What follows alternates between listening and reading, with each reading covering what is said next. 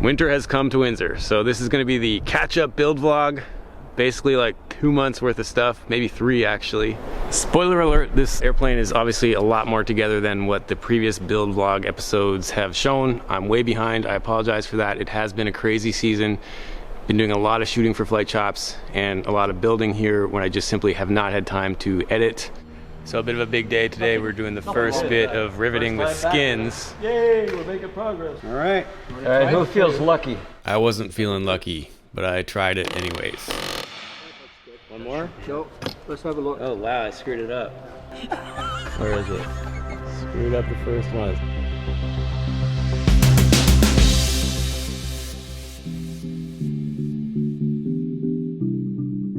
So this catch-up build vlog is going to cover a lot of the highlights, learning moments, and nuggets while we built the tail kit. So what I'll be doing is jumping forward through time and telling the story through the perspective of different main characters who were on site when I couldn't be there. So I crashed at Dave's place last night. I was hoping to fly for Remembrance Day. Didn't happen, obviously, because this storm came through. But anyways, I got a bunch of editing done, and today I'm gonna go work on the RV14. Emily was nice enough to lend me her scraper to clean off my car, so I'm gonna do hers too, because she's heading to work as well. I'm gonna see what's happening at the hangar. Before I can share where we're currently at, there's a lot of ground to cover, a lot of team members to talk us through it, and we gotta go back to this summer. Hey guys, it's not Steve, it's Dave. Why is it Dave? Because where's Steve? Honestly, where isn't Steve is probably the better question. He's everywhere right now trying to get awesome content for you guys. And I'm about to board my 3rd flight in 2 days. It's been crazy. So here I am in Montreal, about to help cover the story with Mikey. This is one of those time-sensitive sort of productions that I've got to be here for.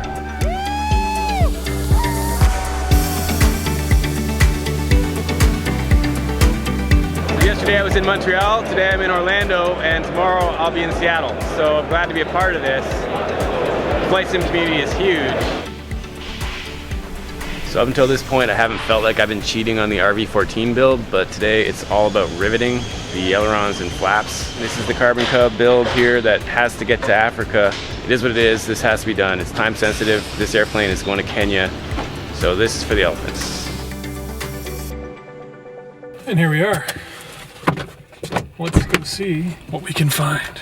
So nobody actively working on the project right now, but you can see a bunch of formers and internal empennage parts all deburred and prepared for going together and eventually being riveted into the airframe.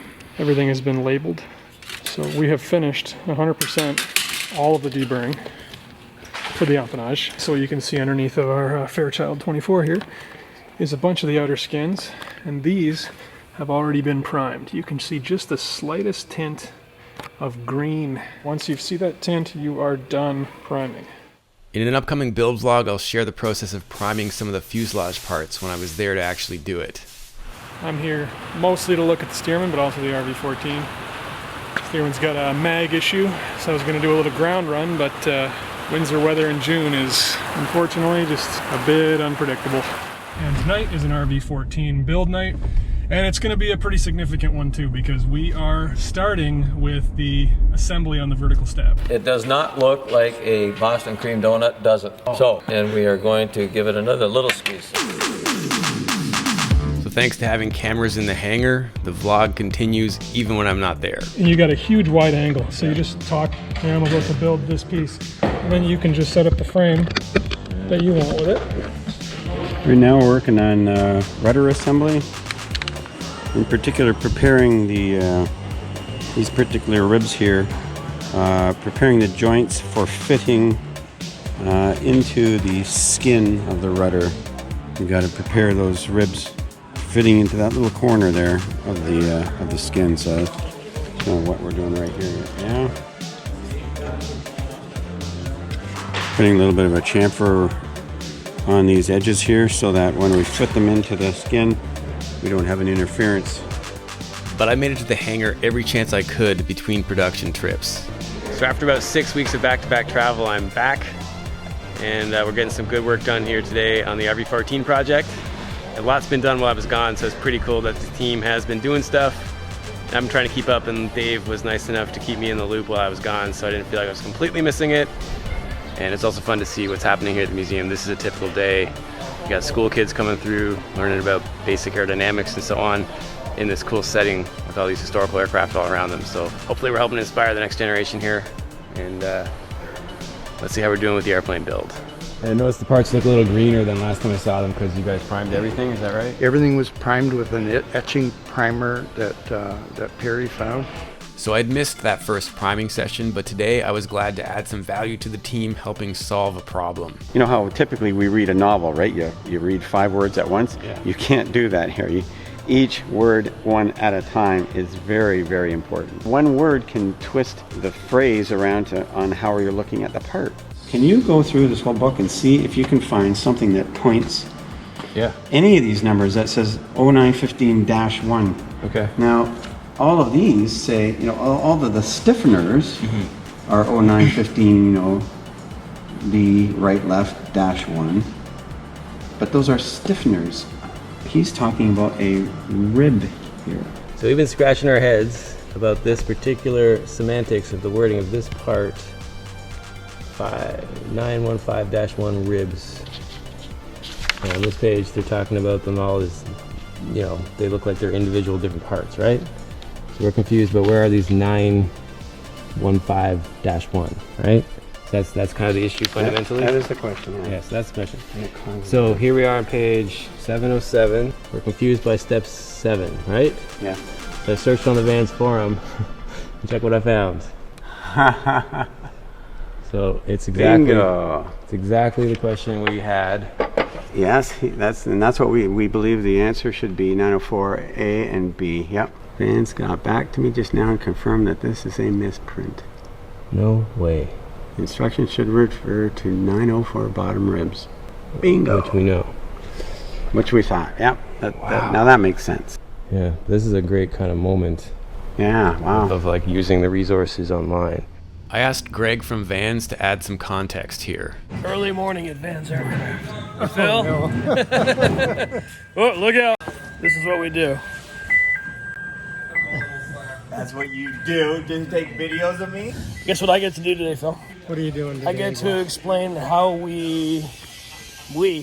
how you guys, really, our engineering team, manages changes to plans pages. Part of what we do is we make the kit assembly instructions, or the plans, if you will, that are used to build the airplane. In the case of the RV-14, being the latest model, it has the most advanced set of plans, and the plans over time have evolved and become much, much more prescriptive. But there are times when there will be errors in plans. The more detail we put into it, the more difficult and complex it is to get everything absolutely right the first time. We think and we work really hard to do a great set of plans that makes it really possible for pretty much anybody to build an awesome airplane, but there are times when we make mistakes, and so we have a process for dealing with that, and I thought what I might do is share that with you. So we could have different kinds of errors. You could have factual errors, as the case here. You could have simple typos. You could have changes that need to take place because a part gets revised, so in which case it would have a -1, and you've actually seen some parts that you were talking about there. That are the first revision. That's why it's -1 of the part. But so what I wanted to do is let you know kind of what we do when we see those errors. So we have a process that we go through, and we use an electronic mechanism called a collector. And so we take the information from the community, or that often comes through our support department, which is a great way to make sure that we're aware of it, is to contact support. But you might be able to find information from peers as well. Feel free to share that with us. But we take that, we collect it, and then we periodically, on a workload, priority, and availability basis, will take those changes, depending on how big or small they are, and they get batched up or collected and then published into a new set of the documentation. And when we do that, then we publish those plans pages online on our website in the safety and service information section of the website. The whole goal there is that it makes it more buildable for you, so that you can pick up those parts, work through, and understand what you need to do to build an awesome airplane.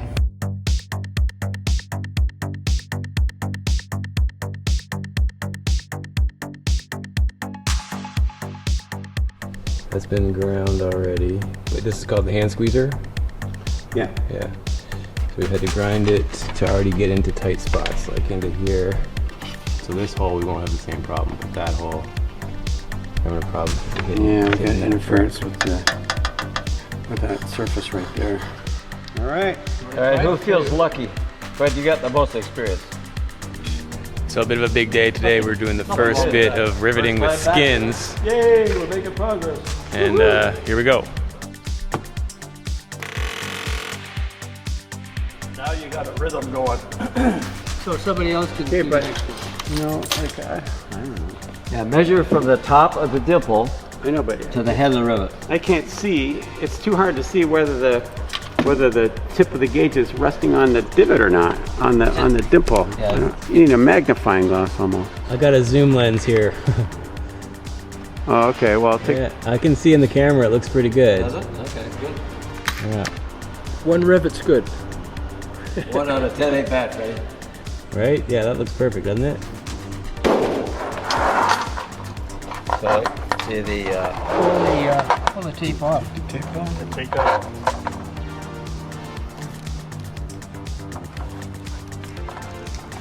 And the tape is on there just to kind of pad it from being smashed against the. No, it's to keep the rivets from falling Hold out. the rivet in place. Roger, Yeah. okay. No, those are beautiful. Yeah, Those are beautiful. Yeah, good job. Nice. All right. Our first success. it's perfect. Look at that. This was my first attempt at a skin rivet, and I definitely felt the pressure. So I'll make sure I'm straight. Yep. And just a couple burts. Good. One more. No, let's have a look. Oh wow, I screwed it up. So I wasn't on it. See? Oh, yeah, okay. Yeah. Let me get it closer to that. Where is it? Screwed up the first one. So I fell off of it somehow. Is that what we think happened? Or maybe too much pressure. Too much pressure on the gun. He looked like he was really trying to drive it through the table. And that was in spite of our best efforts to prepare. Practicing riveting on some scraps so we don't screw it up on the real thing. All right, so for practice, we have these two pieces of material that are pretty representative of the skin, and this would be like, what do you call those inner Probably pieces? a rib. A rib. Or a So stiffener. a stiffener or a rib and a skin. We have it clecoed together, and then the idea, you want to typically start in the middle when you're riveting. Yes. And that's to avoid oil canning, is that right? Mm-hmm. And you want to go in from the thin side, so I went the wrong way, right? Go in from the thin side gets the head, Yeah. manufactured head. Right, The okay. thick side gets the shop The head. squeeze. Right. So shop head is what you call the part where you squeeze it? Exactly. So here comes a more clear explanation of Perry's Boston cream donut analogy. To make sure that you've got the right length of rivet, measure how much rivet you got sticking through there. Yeah, that's a handy way to do it. I mean, there's no doubt there that that's got it's it. a nice gauge. So that's telling me that I have the right amount of rivets sticking out to squish and do a Boston cream donut. Okay. When you squeeze it, just make sure you. Like we all tend to go like this, right? Right. Well, we can't. This one has to stay stationary to the world, so you can really only pull this one towards it, right? Right. As soon as you start going like that, then you you're screw it off up. square, right? So it's difficult. Okay, here we go. Yeah. There we go. So there's that, and I'll pull focus to this. Boston cream donut. You want to put the calipers on that to make sure it's the right diameter. Now that's a perfect rivet. All right, very good. Why don't you remove them now? Oh yeah, okay. That's another whole process, right? Yeah. All right, so we did 3, and now we're gonna practice removing them. The first thing is use this little thingy. Right, I can feel when it caught in there. Yeah, right, Did it exactly. a couple times, or? Just once is good. Now clearly we're working with a team, and it's difficult for me to film and do work at the same time, and honestly I can't be there all the time, so our build is a unique one, but we are inspired to tell the story of other builders, and if you've got a story you'd like to tell about your build, please reach out to us. So this is just really a starter hole. It's just a starter hole, big yeah. one. Yeah, you have a better chance of drilling straight down into the punch mark with that than you do that. That'll wander far more than that will, right? That's the idea. Okay, so with this one I want to kind of start that way a bit, or? Yeah, yeah. Okay, have a look now. What does it look like now? Yeah, it's not perfectly centered, but it's close. Okay. Keep on pushing it this way. Yeah. Oh, it came off. There That's you go. cool. Beautiful. That's satisfying. Very nice. It came right off on the bit, on the head. So that is pretty cool. Yeah, that's satisfying when you get that to work, eh? Mm-hmm. And I don't think we messed that hole up too much. Right. So getting it right from the start is key. Yeah. So wood punching that more times have made that a little deeper, or what? Yeah, sure. You want to try? Let's try just punch that again, just because. Why not? Yeah, I think that got it. It's a little deeper.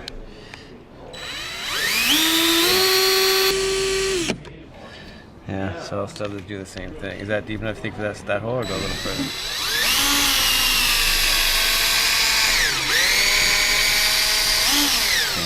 Hold on. How deep are you? Do you think probably you're down pretty to this close. elevation yet? It's gotta be close.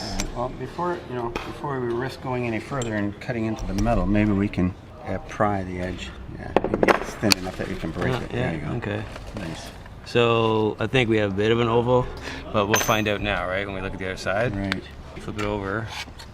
And So the rivet has, in forming the rivet, we've caused the rivet to expand inside the hole, right? So it's still got a good grip in there.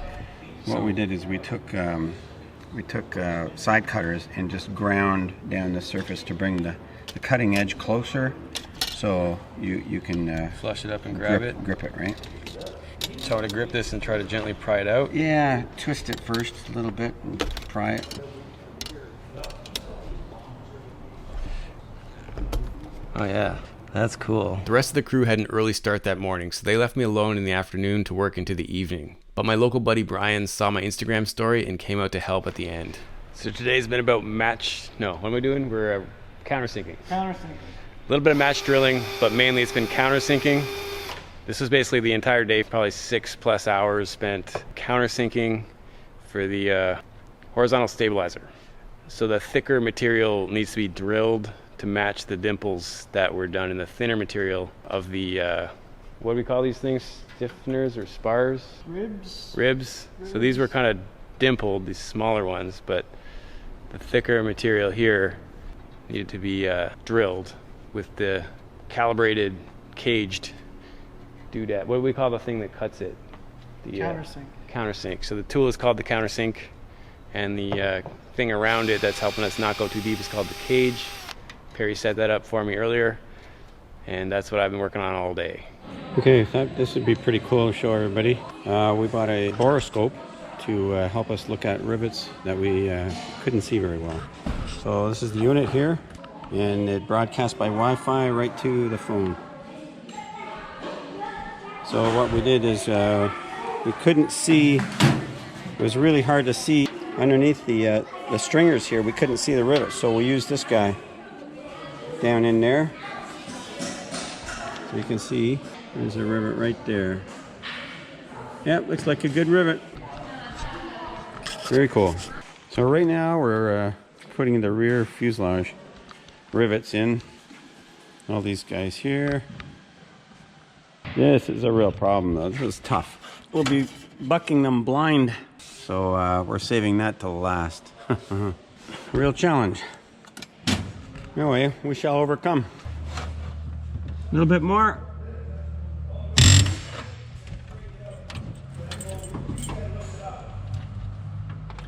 Good rivet. Okay. So next we would get the horizontal stab and put it in there. Start doing some match drilling. So we're just putting the second half of the aft fuselage skin on the top, and we're debating on who is going to climb in here. No, there's no debate. To buck all the rivets. So I hope that one didn't feel like too much of a mishmash. There was a lot of ground to cover, and it's still going to take another episode to catch up with the arrival of the fuselage kit and connecting it to the tail. But I aim to get these build vlogs out more regularly going forward. Anyways, until next time, enjoy the rest of the back catalog and keep your flight chops sharp. Seems like a lot of progress. Yeah. How far do you think we are on the tail kit overall so far? Well, I'd say we're ahead of the typical schedule, only because we have, you know, A good team. a number of people working on it, and somebody that's you know, an expert that will tell us what to do. So again, our build situation is quite unique. I'm lucky to have this team with me, but it is really difficult to try to film this process. I definitely don't recommend you do that. But if you want to build an airplane by yourself, all you need is the inclination to do it. It's possible, and it's a lot of fun.